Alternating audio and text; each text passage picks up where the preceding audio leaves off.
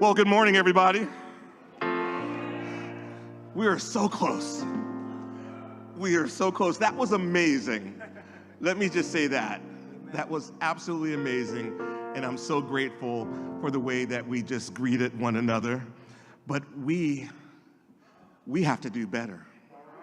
We have to do bigger, and we have to make it more impactful, because we want this good morning and this greeting to reach someone outside that the world hasn't even acknowledged yet.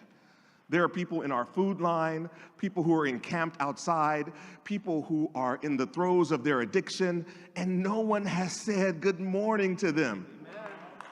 So we're going to say it loud enough for them to hear it. It's going to go through the windows, out into the street, and it's going to reach everybody, because everyone deserves to be treated in this basic, humane way. So once again, good morning, everybody. Oh my God, they're lined up right now out the door. Please let them all in. Well, welcome to Glide Memorial Church on this last Sunday of November, y'all. Yeah. I will be wearing loose clothes through the end of the year. I cooked for 17 people, and there were only 2 of us, because I don't know how to cook for 2 people. I might actually be in a food coma right now, so somebody might have to slap me. But good morning. I hope that we can really hold on to this gratitude that we have generated over the past month. I know that once I start listing the things that I'm grateful for, I need less, I crave less, I experience less FOMO, I love myself more, because how can I be grateful for this body and not love it at the same time? I hope that in this coming month, when we are all inundated with sales and advertisements, and we are being led to believe that it's the size of the gift that counts, that maybe instead we will just experience peace, or better, grace. It's worth repeating that here at Glide Memorial Church, we are radically inclusive, open and affirming, extravagantly welcoming, liberation-focused, justice-minded, and yes, unconditionally loving. We believe that all of us should have a seat at the table. Black and white, straight and gay, young and old, rich and poor, blue and red, transgender, agender, gender conforming, and gender non-conforming. We believe in declaring that love is the ultimate revolutionary act. And we believe that any life that's under threat means that all of our lives are under threat. And we believe, conversely, that any life that can receive love means that we are all able to receive love. And we believe that the power is always with the people. And we believe that if you want to change in the quality of your life, you only have to love more. And you will learn to do that here today in celebration. So welcome, welcome, welcome. Listen, we want to stay connected to you while you're here. If you haven't been here in a long time, like Judy, welcome home. We're so glad you're here. We want you to aim your camera on your phone at the QR code behind me, and that will take you to our subscription form for our newsletter for the church. And that way you'll know who's coming up, who's speaking, who's singing, what's going on at the church, and it's a way for us to stay connected. Is that all right? Point your camera. And keep your camera out, too, because there will be other opportunities for you to participate in celebration from the comfort of your seat. We are also a writer's church, and we call ourselves a writer's church in honor of our now literary ancestor, Janice Mirkatani. So the Reverend Cecil Williams and Janice Mirkatani taught us that our storytelling is our sacred work and our sacred worth. They taught us that if you don't tell your story, then you are a character in somebody else's story. But when you come into voice, when you begin to tell your own story, you are the author of your story. You can cast yourself as protagonist?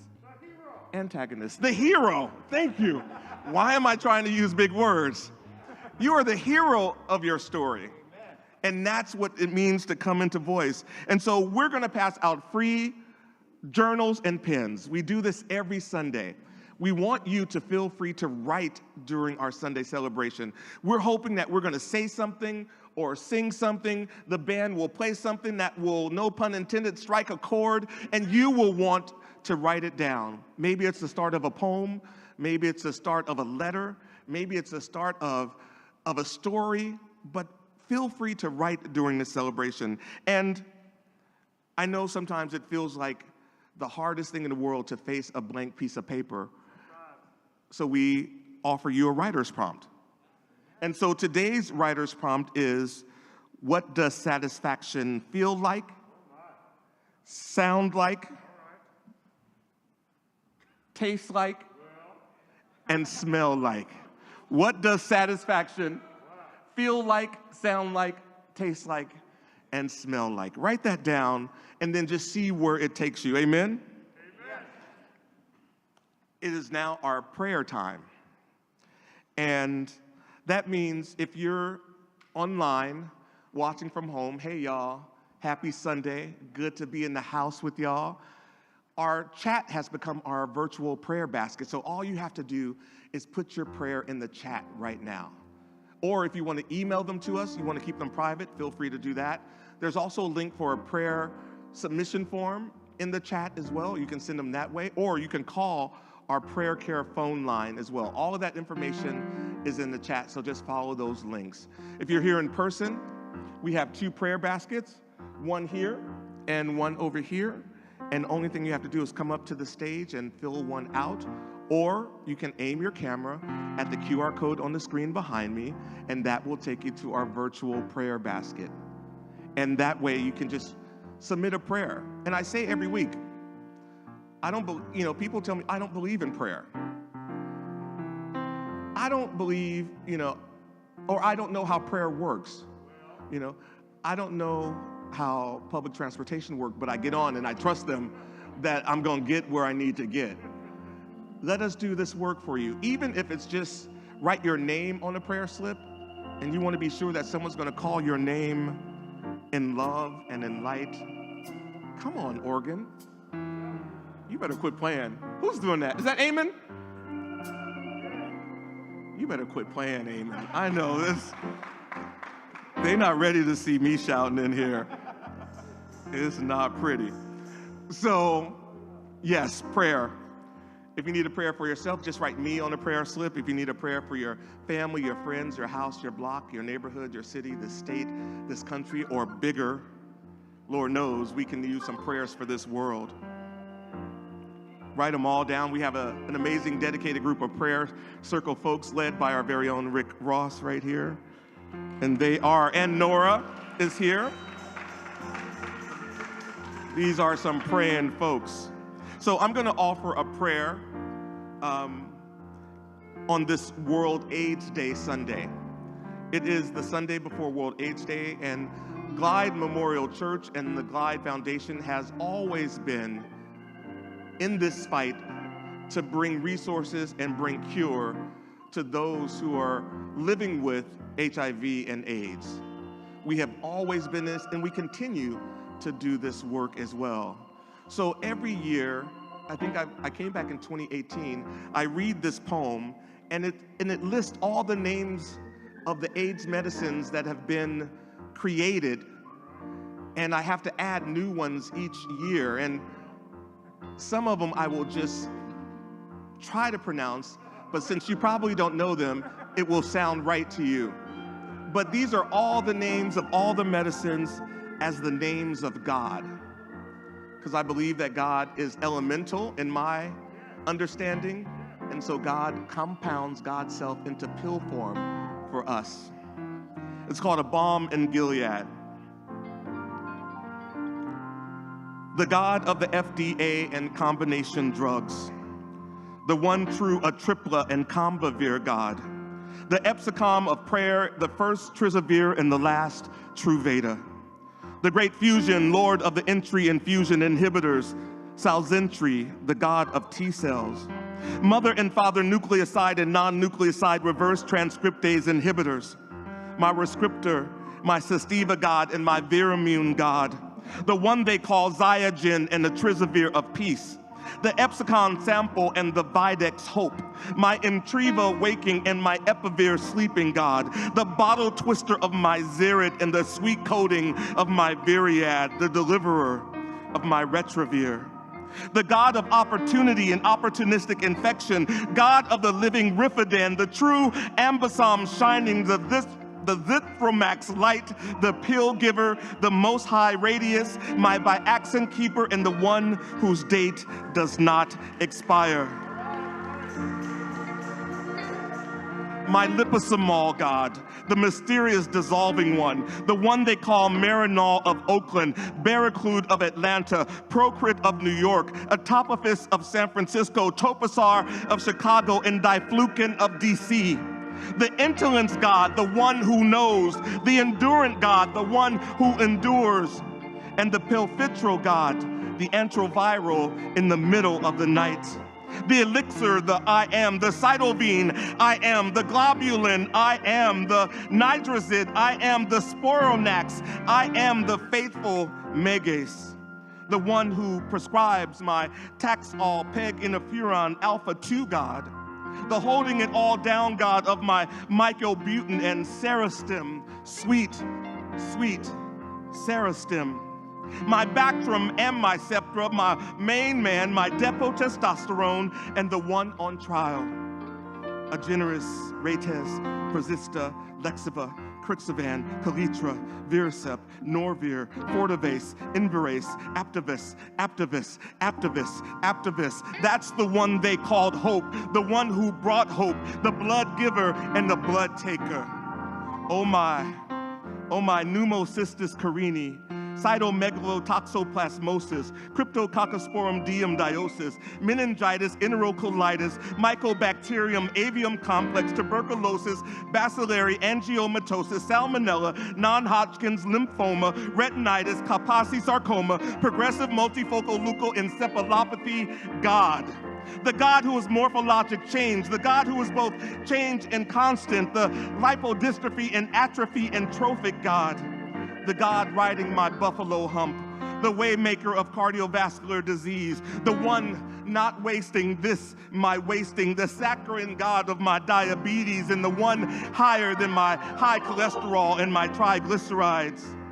Oh my dyslipidemias, insulin-resistant, gynecomastia, hyperlactatemia, visceral adiposity, hyperlipidemia, infective endocarditis, myocardial infarction, histoplasmosis, God, still God, the one who tempos headaches, the fever fander and fatigue breaker, rash clearer and flu shaker, Jehovah Jireh, Jehovah Rapha, Jehovah Nisi, Jehovah Shalom, the God of inches, the God of he, she, the brister God, lat transformista, the transgender God.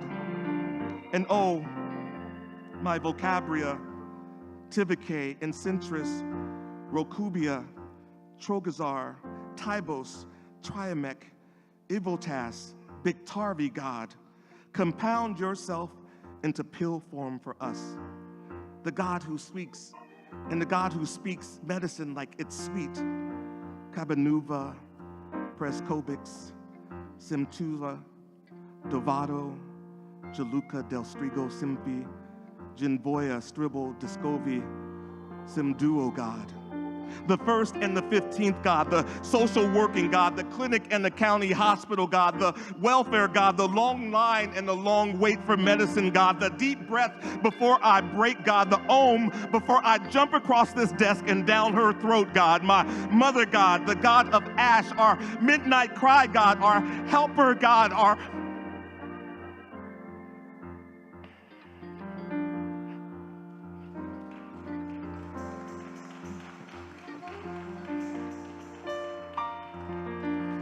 ouch God.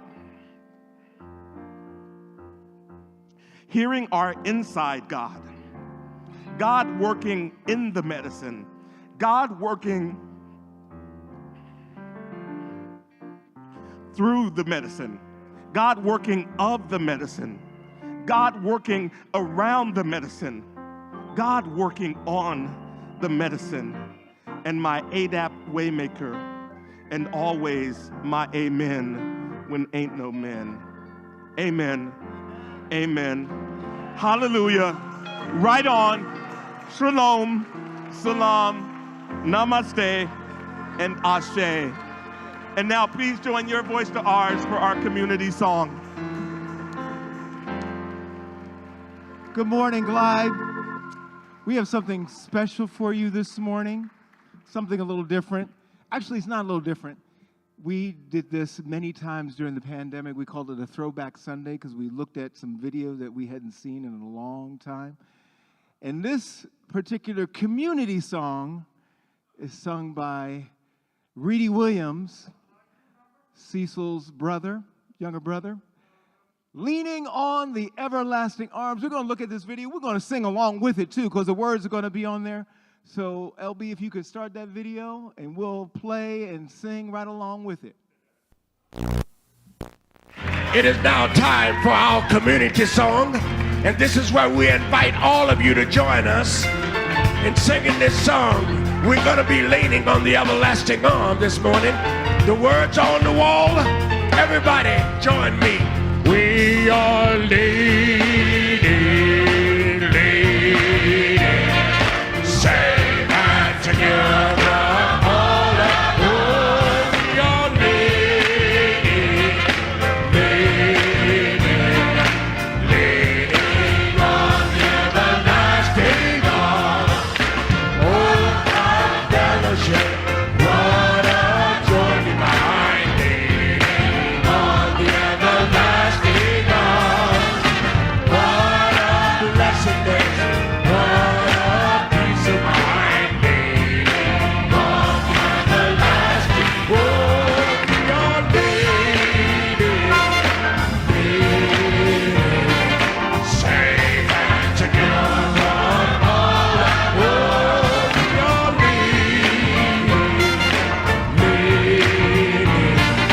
leaning on the everlasting arm. Oh, how sweet to walk in His pilgrim way, leaning on the everlasting arm. Oh, how bright the path runs from day to day, leaning on the everlasting. Oh, we are leaning, safe and together. All at once. We are leaning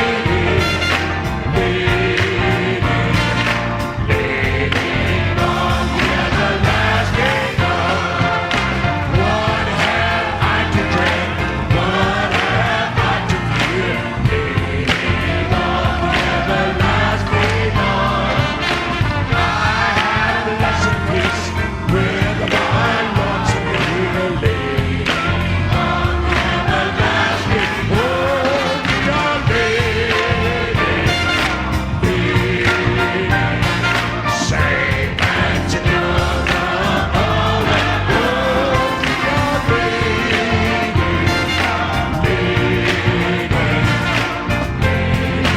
on the everlasting.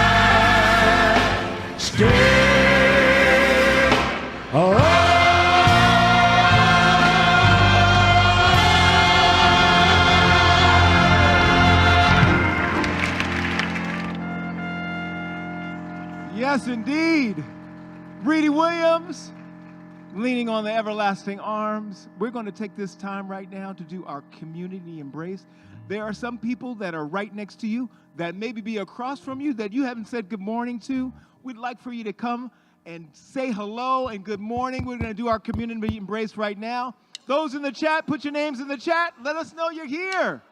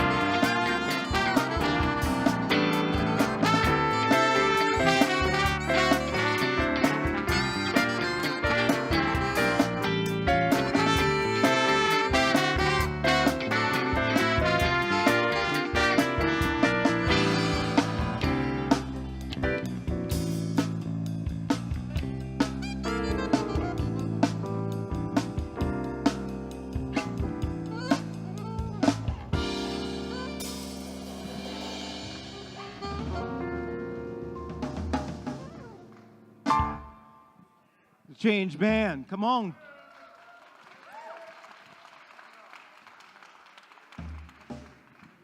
Music is always flowing. You know when it's not there when it stops, don't you?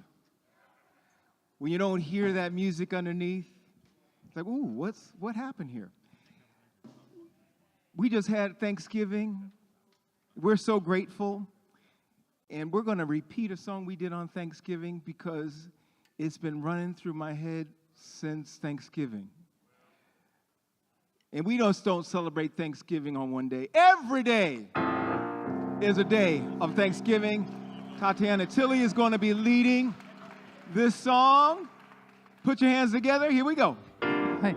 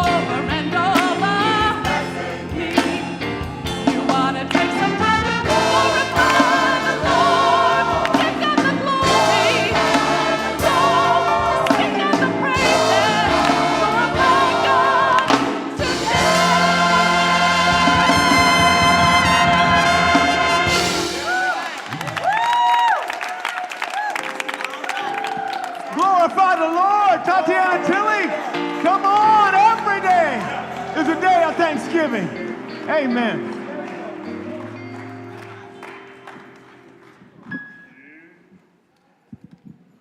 That was Tatiana Tilly, everybody. The Change Band, the Glide Ensemble, all under the direction of Vernon Bush. Give it up for them, please.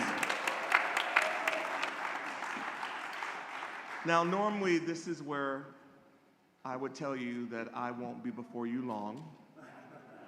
And today it would be the truth because we have a guest preacher today. So we're really excited to have some homegrown storytelling and wisdom today from our very own Aaron Mixon.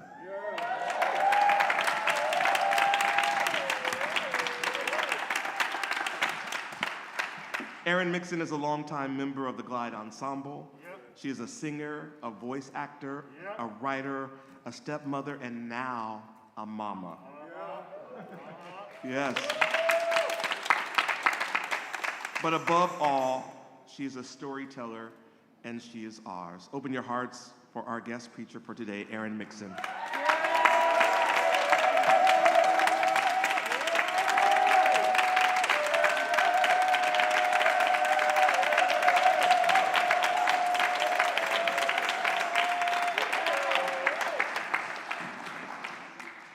Thank you, Minister Marvin.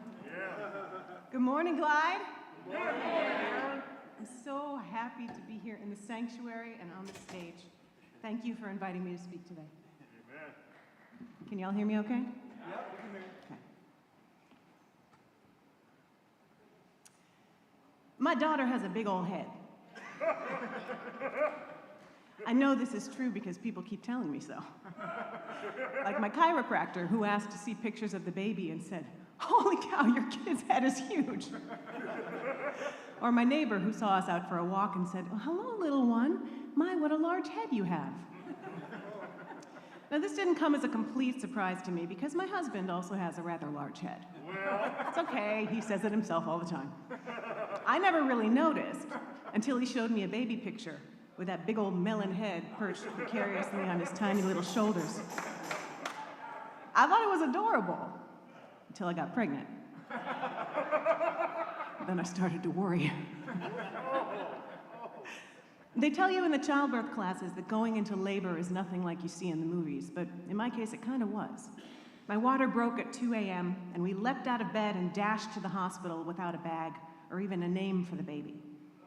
By nightfall, my daughter had arrived, and because they'd set up a mirror at the end of the bed, I got to watch that big old head enter the world with my very own eyes. I recently read a piece about the battle that women go through to give birth. How the pain takes you inside yourself to a place you've never been and forges the bond between you and your child. And I wondered if I'd deprived myself of that because I had a great epidural. My entire bottom half just went on vacation. I could see my daughter's giant head crowning in the mirror, and I kept thinking, boy, that looks like it hurts. But it didn't. Finally, she popped out, and they plopped her on my chest, all gray and wrinkly, looking like a little wet Muppet. And I was so happy to see her. But to my surprise, I wasn't struck by that instant thunderbolt of motherhood. I wasn't different when I left the hospital. I had a baby in my arms, but I was unchanged. And so I wondered, did I miss some crucial bonding opportunity because I'd spared myself the trauma of childbirth? I needn't have worried. The trauma was on its way. Newborns are kind of awful. Nobody tells you this. Everybody says that tiny babies are so wonderful, but I think it's just a conspiracy to make sure we continue to procreate. Newborns give you nothing. They don't smile. They don't snuggle. They don't say, "Thanks for the milk, Mom." Oh, they just scream in your face and poop in your lap and gnaw on your most sensitive parts until you're crying and she's crying and your husband's in the corner pulling at his hair and offering helpful nursing tips like, "I don't think you're doing that right." And you whirl on him like Zool and growl, "Why don't you try it then?" But he meant well. And I wasn't doing it right. She was hungry all the time. She was underweight. I couldn't believe how often she needed to nurse, and it was so painful for me. I dreaded feeding her. She didn't sleep well either. In retrospect, she was hungry, but at the time we didn't put that together because she always seemed to be eating. She screamed all night unless we were holding her, and we began to take turns sleeping on the floor of her bedroom with her because that felt safer than bringing her into our bed. But we were never in bed together. We were two ships passing in the night, occasionally crashing into each other in our exhaustion. When the baby was 2.5 months old, I went back to work. That hadn't really been the plan, but finances demanded it. I'd been laid off at the top of the pandemic, but I was fortunate to be rehired by my old company in a new role that allows me to work from home around the baby schedule. But it's still a full-time job, and we don't have childcare. So I would work from the rocking chair with the baby in my lap, typing over her head. I would nurse all day long just to keep her quiet. And I'd let her sleep in my lap for hours on end, afraid to move and wake her and lose that precious work time. And we were still up with her for most of the night, churning through this cycle that just seemed to have no end. Well, there's only so long you can do this before your body starts to protest. My back began to spasm whenever I bent over the crib. I started getting bouts of vertigo from rocking the baby while I worked, and sometimes migraines. And then one day my wrist gave out. It just stopped working. I couldn't grasp or pick things up, and I was terrified that I'd drop the baby. So I began working in the evenings after she'd gone to sleep, and I could type unencumbered. But she was still waking up 2 or 3 times a night, and I was more tired than ever. Now, the good news is that she was getting cuter. She'd begun to smile, and just in the nick of time, because I was getting ready to break up with her. The first time she smiled at me, it was a particularly tough night. I'd tried to let her cry it out and failed. She screamed until she lost her little voice, and I gave in and nursed her. I felt awful, and I was certain that she hated me. But just before she drifted off, she opened her sleepy eyes and smiled right at me. And I thought, oh my God, she knows who I am. After that, she smiled a lot. She started to coo and then babble, and she was getting stronger too. I'd sit her up to burp her, and she'd try to launch herself right out of my lap. She was struggling with that big old head. She could lift it, but she couldn't really control it yet, and she would swing it around in this lethal arc and pop me in the face. Man, that hurts. It doesn't seem to hurt her, but I swear one of these days she's gonna break my nose. And then one day she laughed, and it was the most amazing sound. Her little personality was blooming right in front of me. She was fascinating. She was funny. Even though she'd been born several months before, now it felt like she'd arrived, you know? She was finally here. And I wasn't. I was there. I was with her. But I wasn't present. I was tired. I am tired. Now, this is not news to anyone who's had children. It's exhausting. When I think back on my own childhood, there's a look on my mother's face that I recognize now. Well, I recognized it then, but now I get it. It's that tired, detached smile. You know the one that I mean? You might have seen it on your own mother's face. Even as a child, you know that there's nothing behind that smile. You know, Mama's asleep with her eyes open, or she's running errands in her head, but she's not present. I remember that look, and I know that I'm giving it to my daughter. What's worse is I think she can already recognize it. Now, some of you are probably thinking, what is this woman complaining about? She gets to work from home on a flexible schedule and be with her kid all day. Yeah, I know. I've been thinking the same thing. I am extremely lucky, and I'm grateful, theoretically. But a lot of times I don't feel it. I've been forgetting to practice gratitude. At the height of the pandemic, I would take these long walks and go looking for little free libraries, which I just love. And in one of these, I came across the book The Secret by Rhonda Byrne. Somehow I missed the global phenomenon that was The Secret when it was released about 15 years ago. It was a book and then a film. I think it was featured on Oprah. And I slept through the movement, so this was all new to me, this concept of gratitude as a tool that can transform your life. It's a multi-tool, really. It works in a couple of different ways. If you decide your glass is half full, then you already have the power to transform your life just by seeing it differently. That's the first way. And that's no small thing. If you can do that, then you're already miles ahead of most people. But the second way is the law of attraction, and that's the focus of The Secret. If you're grateful for the good things that happen to you, you'll attract more good things to you. The trick is that you have to be grateful first. Now, the idea behind the law of attraction is that our thoughts operate on a frequency. Everything in the world operates on a frequency. As you send your thoughts out into the universe, they magnetically attract all like things that are on the same frequency. Hence, if you're dwelling on the good stuff, more good stuff will find you. If you're dwelling on the not so good stuff, well, you're calling more of that to you.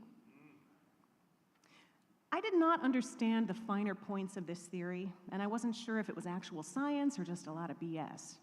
I'm not scientifically minded, and I'm sure I'm not doing a very good job of explaining this to you. But then I saw this fascinating video. A man sprinkles sand on a metal table, and he rubs the edge of the table with a rubber mallet until it starts to hum, producing a pitch. And the sand vibrates into a geometric pattern. He repeats the process with a different wand, producing a different pitch, and the sand scatters and reassembles into a different pattern. Over and over, he does this, and the sand arranges itself into a dozen different designs. It finds the frequency of the pitch, and it goes there. Now, I think they should have put that in the movie, because I understood that visual a lot better than the words on the page. Sounds have frequencies. Thoughts have frequencies. My thoughts are gathering more of the same, creating patterns in my life. So what was I thinking? I'm tired. I'm hurting. I'm busy.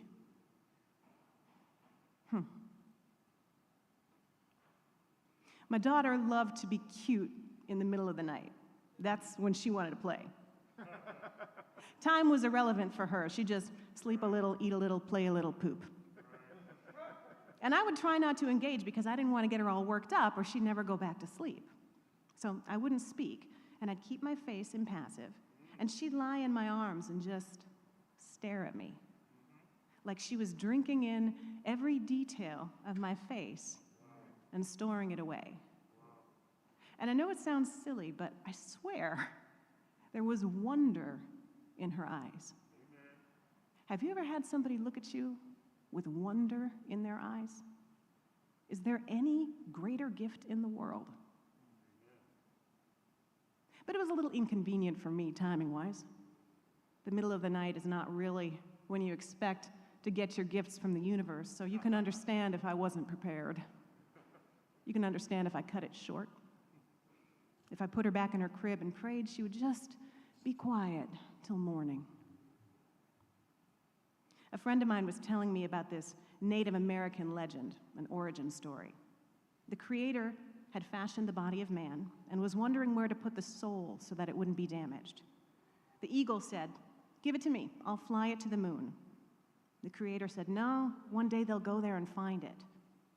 The fish said, "I'll take it to the bottom of the ocean." And the Creator said, "No, they'll go there too."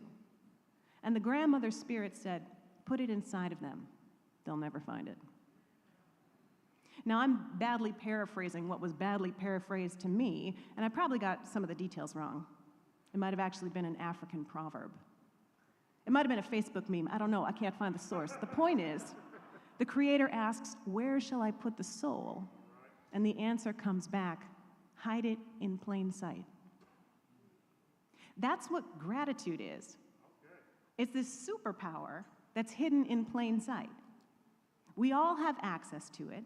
We all have the ability to view our lives through its lens, and yet most of us forget to do it. I have a tattoo on my forearm that says, "Do good." I got it when I was going through a bit of a depression as a selfish reminder that doing good for someone else makes me feel better. It is literally tattooed on my skin, and I still forget about it. I don't even see it anymore, let alone stop to think about what it means. It's the answer to so many things, and it's right here in plain sight, and I still forget. Just like I forget about gratitude. It is the best kept secret right in front of my face. It is inside of me. I have the power to access it every day, all the time. But it takes practice, and I'm not so good at that part.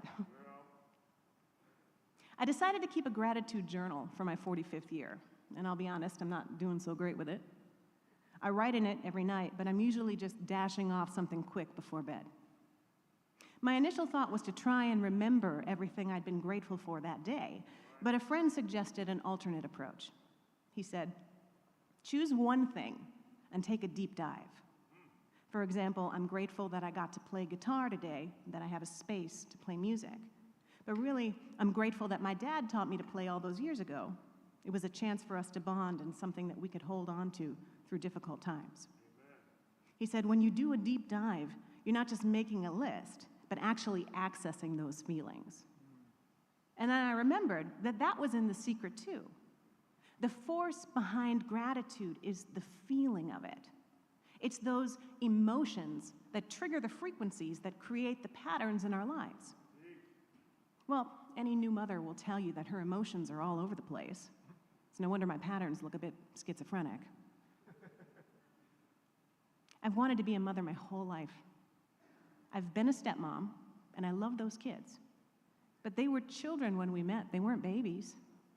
We never had those moments of staring into each other's eyes and falling in love. That would have been weird. Now I have this baby who made me a mama, and she's given me everything I've always wanted. And most of the time, I'm not present to receive it.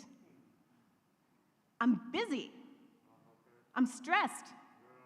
I gotta get back to work. I gotta finish this task to free up time so I can be with my child. Meanwhile, ignoring my child who's in my lap, giving me the blessing right now. But I don't have time right now. I'm tired. I'm hurting.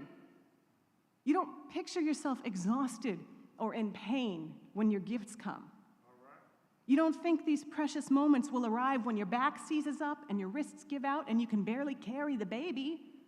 No. You picture getting your gifts when you're whole and rested and have the energy to receive and revel in them, to appreciate and make the most of them. In your mind, it's a perfect golden day when your gifts come. But sometimes your blessings come in the middle of the night, when it's inconvenient, when you're not ready.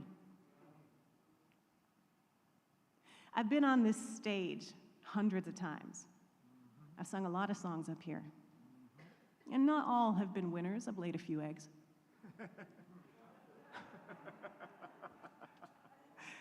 But Glide is the kindest place in the world. I have said this before, but you could throw up on this stage and then pass out and still get a standing ovation.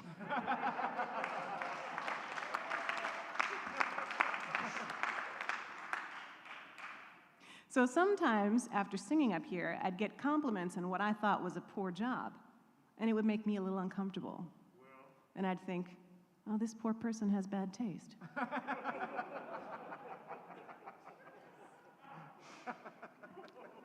Then one day, a man approached me, and he thanked me for singing, and he said, your song made me cry. I haven't been able to cry since my brother died, so thank you. And that struck me because I hadn't been happy with my performance. But I began to realize that what I brought to the stage was only half the equation. What the listener brought would affect what they heard as much as anything that came out of my mouth. I was giving something and they were receiving it, but it was the way they received it that defined for them whether it was good or bad. After that day, I began to see my performance in a different light. I'm going to sing a song later in the service, and it's been a while. I'm a little rusty. But it's okay because now I know. If it doesn't sound good, it's half your fault.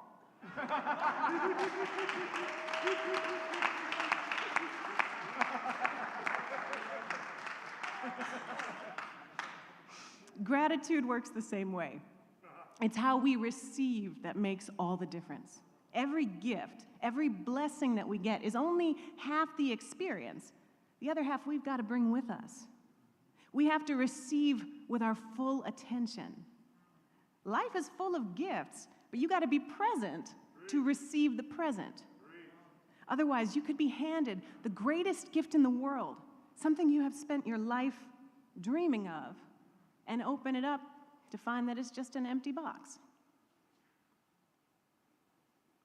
There's a woman whose blog I sometimes follow, and she wrote a post some years ago that I still remember. The post was entitled, "As Good as It Gets." And the story was that she was hurrying her young son through his first Halloween trick-or-treating because there was a party she wanted to get to, and she was worried that they were missing it.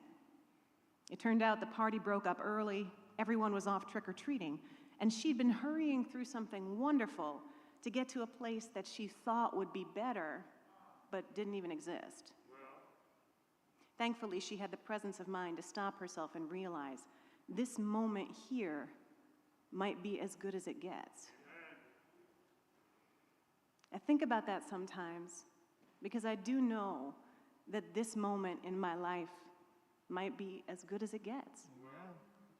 There's so much sweetness here, and so much that's hard too. But that's just life. There's always hard with the good. But if we can find and feel the joy in the midst of it all, if we can receive with our full attention, then we have the tool to transform our lives. Gratitude is that tool, but it takes practice. We've got to learn how to use it. We've got to practice with it every day, and even every night. Because sometimes your blessings come in the middle of the night, and they stare at you with wonder in their eyes. Then they smash you in the face with their big old head and puke right down your shirt.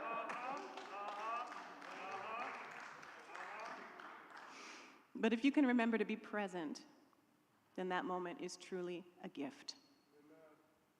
Thank you.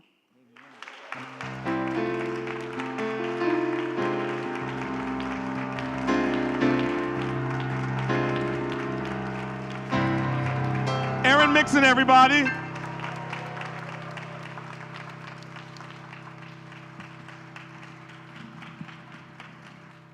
Thank you, Aaron. What a wonderful way to say gratitude. Yes. Wow. Yes. We have something to pitch out to you off of that. Let's go back to Eden. Come on, Dennis.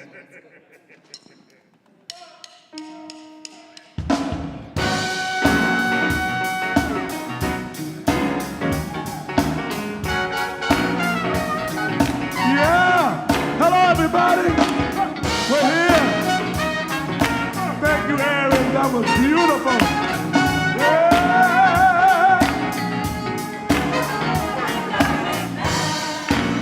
He made us feel it was his plan that we live blessed. The tempter came. We were distracted. The tempter came. And we fell. We were deep. Our life has formed.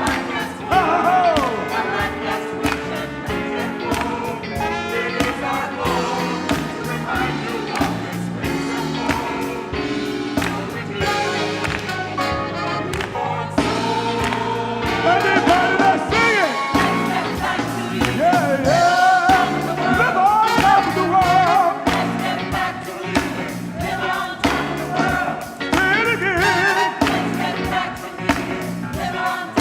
Live on top of the world, yeah. Well, now it's time. We changed our thinking. No, I designed.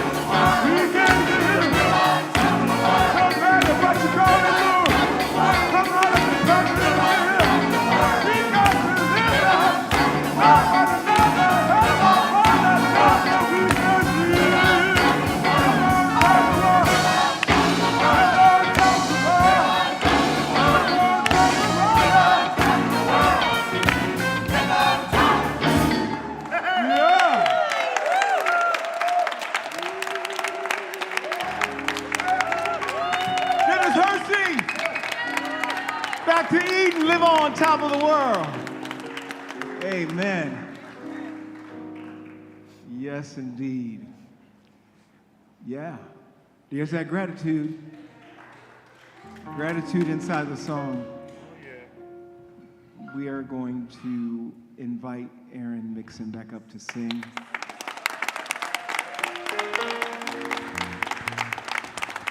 We asked her to do one of our favorites. Amen. Order My Steps. Miss Erin Mixon.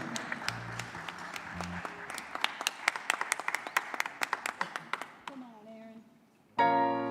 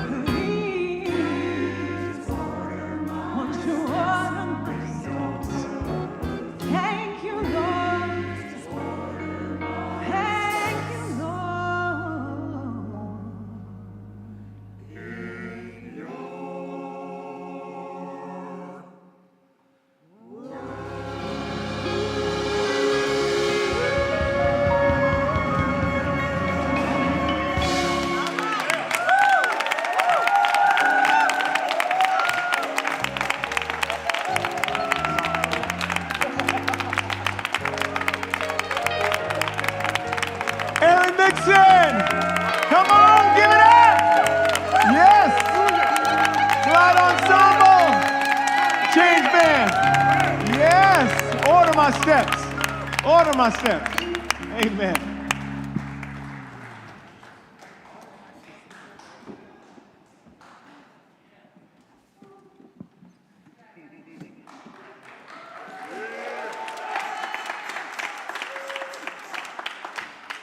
All right, I'm going to go ahead and do my sermon now.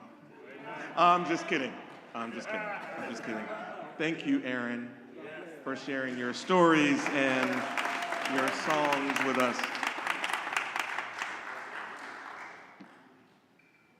So I want you to know that we have begun to receive the prayers. And Terry Levitch, we received your prayers for your beloved sisters, Leslie and Ronnie.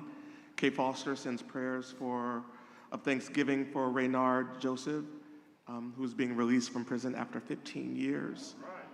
Nova C. NorCal prays for Tony and for herself, she asked. Cheryl Sinclair prays for the Glide and the Prayer Warriors, her husband and brother-in-law, who are cancer-free. Linda Gold, yes. Linda Gold sends prayers in. Candace Snyder sends her prayers. Valerie Frescura, Janine Bonaparte, and Craig Kolb ask for prayers for support and direction for his son and his grandchildren. We also received some prayers on Thanksgiving, also from Nova and from Fiona Flynn for her brother and her sister. Daryl Walker, praying for all who need healing. Angie, for her, Mohi, Oz, and Yazim. Rick Ross sent in prayers on Thanksgiving for his friend Patricia, recovering from major surgery. Valerie, Fiona, and Rick Ross sent the prayers in on Thanksgiving. So we have received them, and we will go to work praying for them. We're also a church that loves to celebrate. If you have a birthday in this month, I want you to know that there are some Glide church members who share your birthdays. We have Remy Lash, who I think I see in the house today. Happy birthday, Remy. Pastor Doug Fitch has a birthday. And Priscilla Hell has a birthday. If you have a birthday and you're online, put it in the chat so we can wish you a happy birthday. And speaking of celebrations, can we celebrate our AV team, Mark, LB, and Case? Our celebration planning team, our church office team, our safety team, and our usher team. Our music department, Vernon Bush, Zoe Ellis, the Glide Ensemble, and the Change Band, featuring Eddie Hall on drums, Glenn Howell on bass, David Scholl on guitar, Eamon Flynn on keyboard, Joel Berman on trombone, Marty Wenner on trumpet, and Joe Cohen on sax. Joe Cohen on sax. Welcome back, Joe. Right on. All right, so if you want to volunteer or work for the church, ushering or working in the church store, please go to glide.org/church announcements. If you want to come to Keeping It Real, our virtual support group for everybody in recovery, go to glide.org/church announcements. If you want to like and follow us on Facebook, YouTube, or listen to us on Podomatic, all you have to do is go to glide.org/church announcement. And don't forget that this coming Tuesday is Giving Tuesday, so we're going to be sending out some emails and some social media posts to see if you can give on Tuesday. Giving Tuesday is a global generosity movement unleashing the power of people and organizations to transform their communities and the world. So Glide Memorial Church is going to ask you if you give on Giving Tuesday anywhere that you think about giving to Glide Memorial Church. Don't forget to join us in some fellowship time in Freedom Hall downstairs. And I don't know where you're going from here, but if you want to go there looking stylish, you can always come downstairs and shop in our store. All of the sales benefit the church, where you can get t-shirts and mugs and hats and hoodies and CDs and books. Come downstairs and support the church. And don't forget, you can follow all the QR codes on our QR sheet that we have passed out, or go to glide.org/church announcements. We have a very special announcement right now from Steve Heiser. Here's Steve.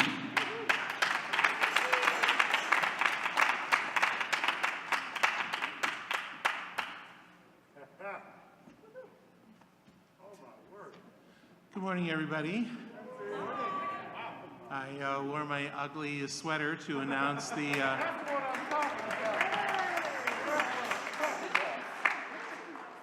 Glide annual holiday toy drive.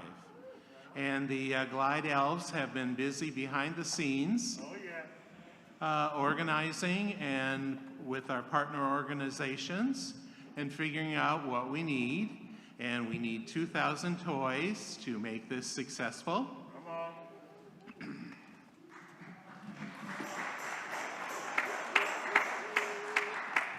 Thank you. That wasn't a pause for. Anyway, it's because I forgot what I was going to say. Anyway, Lori Ferrari was one of our toy people here. She did the toy drive for like 20 years, and we want to thank her for that.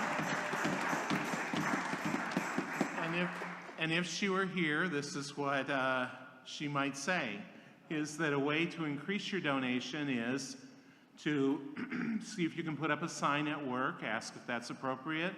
When you're on a Zoom call, ask if it's appropriate to promote the Glide Toy Drive. And of course, ask your friends and family.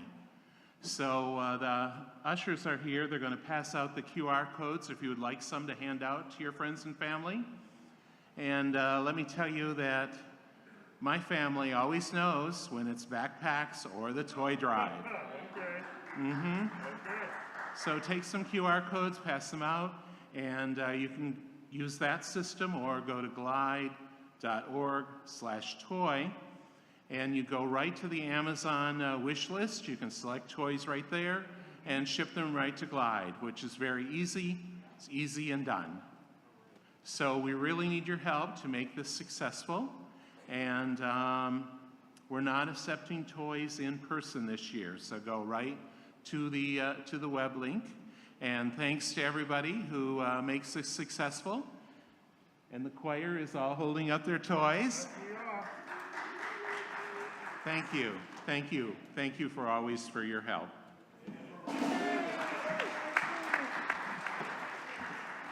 Thank you, Steve, and thank you, Liz Steyer, for being our toy people. Don't forget, don't forget, we don't support the buying of any weapon toys as weapons, and as Liz would say, dolls come in all colors.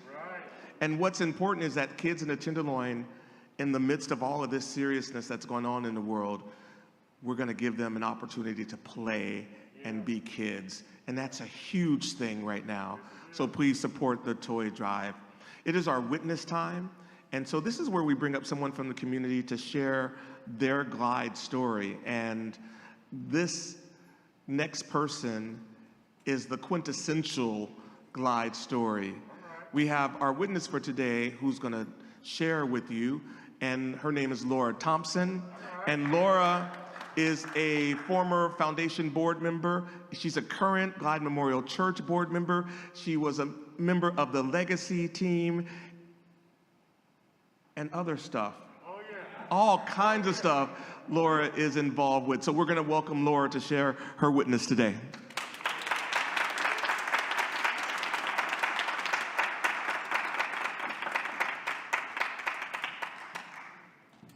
Thank you, Marvin. Can you guys hear me? Well, I am thrilled to be here. Do we have anyone that is your first time at Glide? Anybody new? Raise your hands. Ooh, we got a couple first timers. Okay. Well, welcome. You probably noticed Glide is a little different than other churches that you've seen. And I hope that when you leave here with the impossible task of describing Glide, that you talk about the amazing choir and the commitment to social justice work, but also that Glide so loves its people that we invite someone on stage every week to share a little bit of slice of their truth.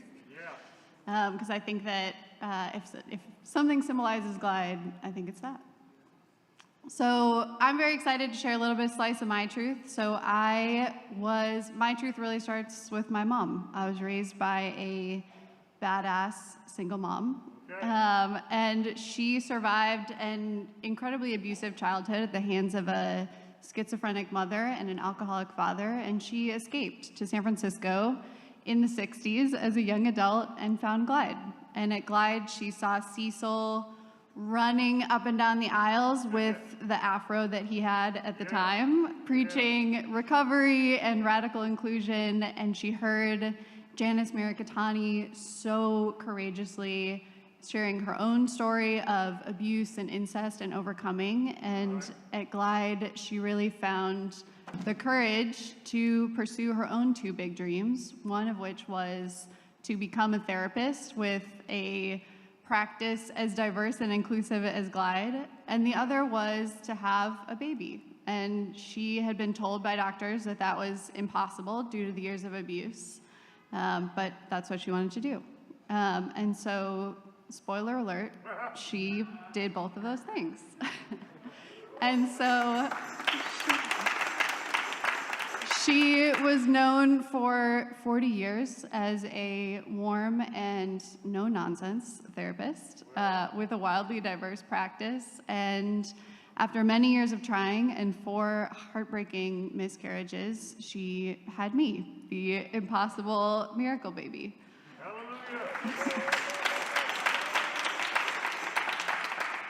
And she was a 41-year-old working single mom, and for 16 years, she slept on the couch in our tiny apartment so that we could live in a safe neighborhood with good schools. But, you know, she loved our little family, and I was very much raised in the Glide values. All right. So my last day of winter break, my sophomore year of college, my mom had a brain aneurysm at work.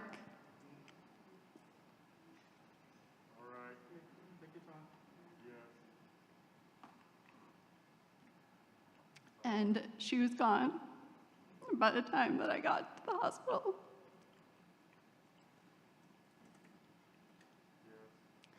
And I will never forget walking out of the hospital carrying the personal belongings bag that they give you and wondering what the hell I was going to do next.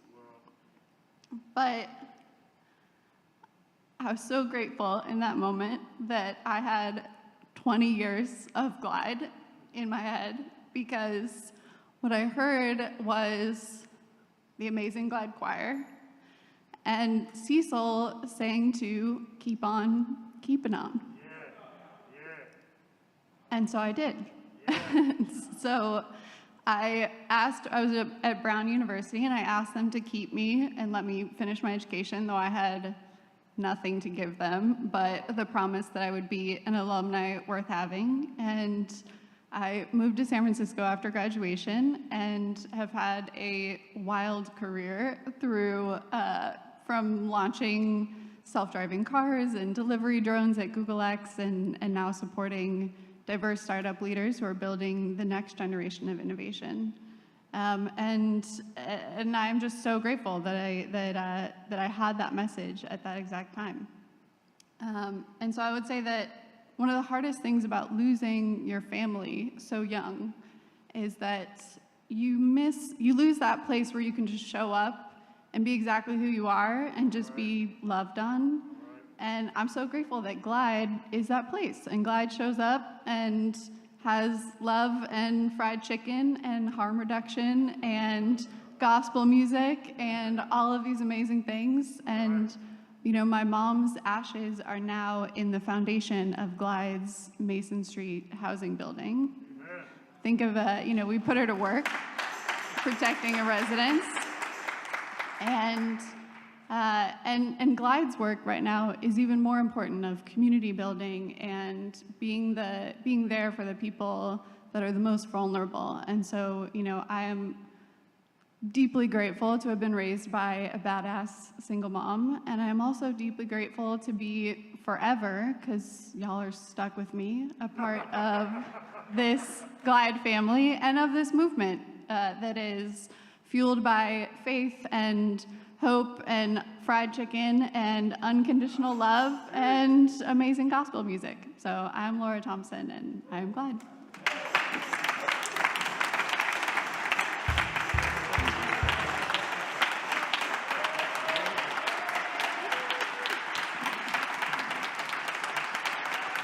Thank you, Laura Thompson, for your witness and for your testimony.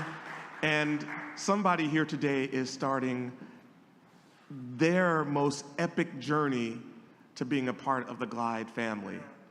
It is as big and as eventful and as meaningful and as transformative as Laura's story. And I know you're out here today. And this is why we are open to receive you, and so that you can bring all of your stuff here and unpack it and unfold it and have it sung to and preached to and prayed over until you get that same spark that your life is worth saving and changing. And we hope that you receive it today. And we hope that you understand that all of this takes your support. It's our offering time right now, and we're going to ask you to give. If you heard it in song or in witness or in sermon or in any of the ways that we gave it today, we're going to ask you to give. If you're online, please use the Facebook offering button, the virtual offering basket. Use the glide.org/igive as well. All of those ways you can give to Glide. If you're here in person, go to glide.org/igive by pointing your camera at the QR code behind me. You can also give using these amazing devices modeled by Trey and Pam. They're called dip jars. If you're like, I don't have any cash, we got you. $25 comes out of your credit card when you dip them in these dip jars. Look at Trey's face. How can you not dip your credit card in his dip jar? So all of this comes to the church. And if you have cash or change, please walk it to the center aisle and to the offering box, and please give and give generously.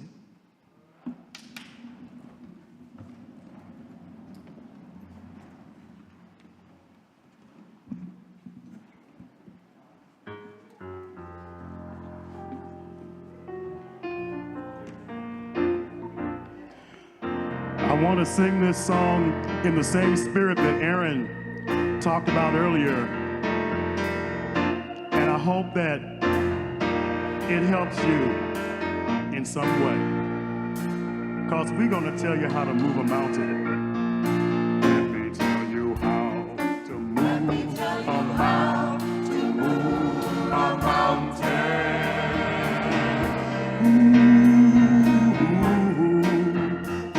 Seems so hard to climb. Church, we want to tell you how. Let me tell you how to move a mountain. Yes, yes, now it might be hiding your bright sunshine. Listen, when your hands are bleeding torn, oh, and your feet they're so weary and worn, and when you try to climb up, you know the rocks can make the going get tough, but say,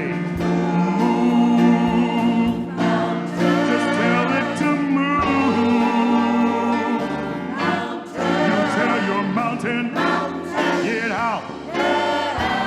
out of my way. Come on, choir, sing it again. Let me tell you how to move a mountain.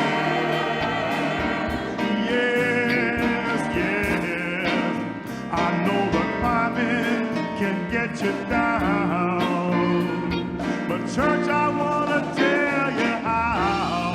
Let me tell you how to move a mountain. Even though you feel like it's your last climb. Now listen, when my friends, they leave me behind. Oh, and the way sometimes I cannot find. Yeah, so many times I pray for help, but then I have to stand up right here by myself and ask the Lord